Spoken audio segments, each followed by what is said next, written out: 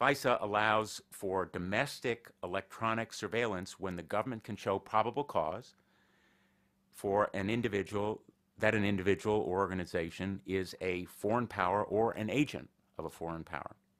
And those are quotes from the statute. FISA also created a two-tiered court system composed of what we know as the FISA court, the Foreign Intelligence Surveillance Court, and an appellate court, the FISA Court of Review.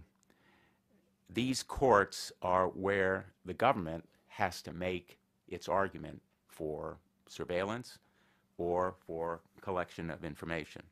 And the question really now is, how should the FISA court be reformed, if you agree that it should be, in a way that makes it more robust, more capable of protecting individual rights and liberties? And of course, this task is challenging because the nature of surveillance and communication has changed dramatically just in the last 2 or 3 decades.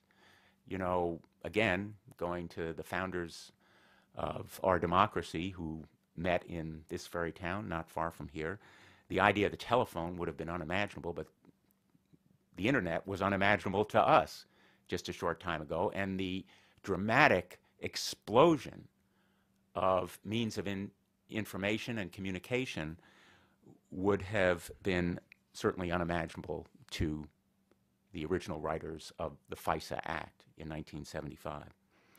So there is a task of reform, and I believe we have to address it. Again, the Act will expire, certain key elements will end in June of next year, and we have an opportunity and an obligation to address these issues.